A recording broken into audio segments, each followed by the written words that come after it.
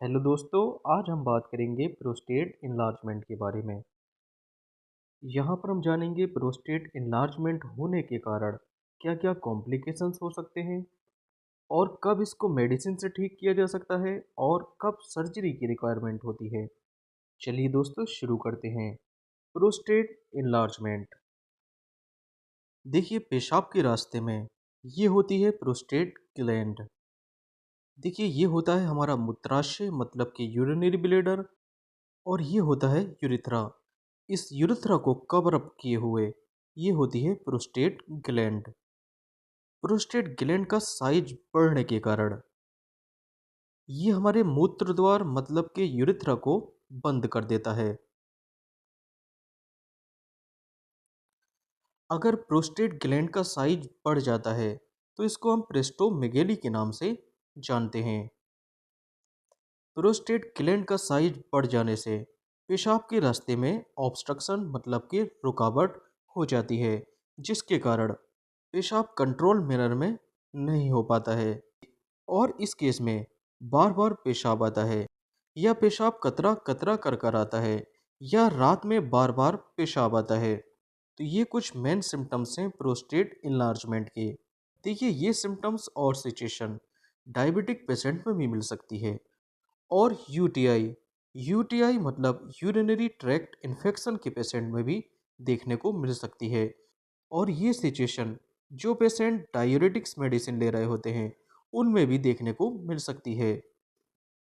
तो इसको कंफर्म करने के लिए कि प्रोस्टेट इन्लार्जमेंट हुआ है कि नहीं हुआ है, इसमें पेशेंट का यूएसजी कराते हैं। देखिए इस अल्ट्रासाउंड इमेज में ये यूरिनरी ब्लैडर है और यूरिनरी ब्लैडर से नीचे देखिए ये प्रोस्टेट है।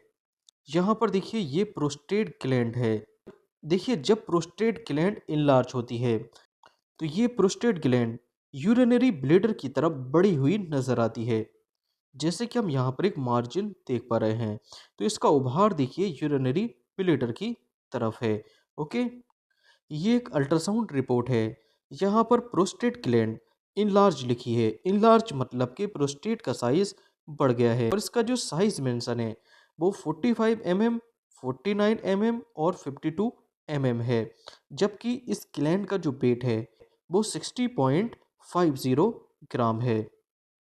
इसका मतलब ये नॉर्मल साइज से बड़ा हुआ साइज है, क्योंकि एडल्ट में जो प्रोस्टेट ग्लैंड का नॉर्मल मेजरमेंट होता है वो लगभग 20 से 25 ग्राम और 4 सेंटीमीटर इसकी विड्थ और 3 सेंटीमीटर इसकी हाइट और 2 सेंटीमीटर इसकी थिकनेस।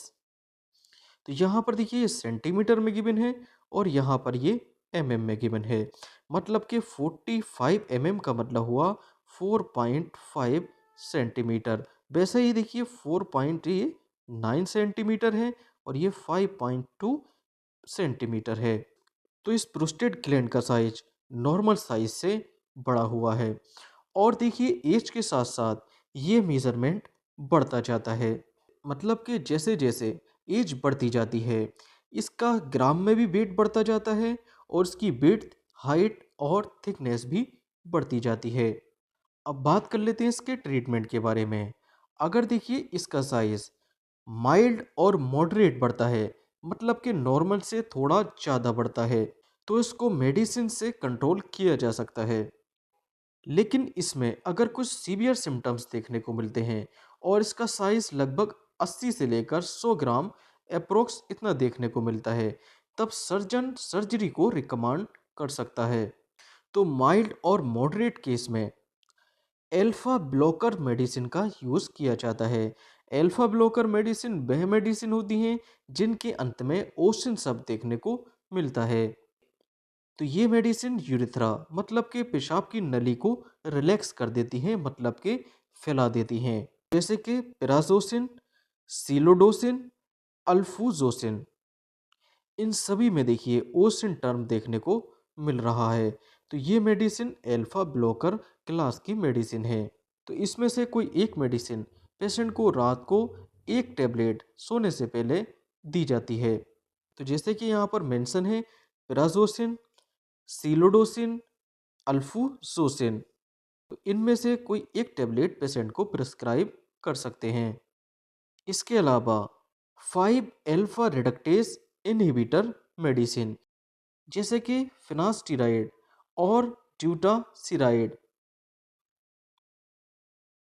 तो फिनास्टिराइड और ड्यूटास्टिराइड ये medicine 5 alpha reductase inhibitor class की मेडिसिन है। तो ये मेडिसिन क्या काम करती हैं? ये प्रोस्टेट ग्लैंड के साइज मतलब के वॉल्यूम को कम करती हैं। 5 अल्फा रिडक्टेज इनहिबिटर क्लास की मेडिसिन और अल्फा ब्लॉकर क्लास की मेडिसिन को पेशेंट को एक साथ प्रिस्क्राइब कर सकते हैं। तो ये मेडिसिन कितनी देनी होती है, कितने दिनों तक देनी होती हैं, ये पेशेंट टू पेशेंट वेरी करता है। तो अलग अलग पेशेंट की अलग अलग सिचुएशन को देखते हुए ये कितने दिन तक पेशेंट को देनी होती हैं, ये आपका डॉक्टर ही डिसाइड करेगा। Okay, thank you.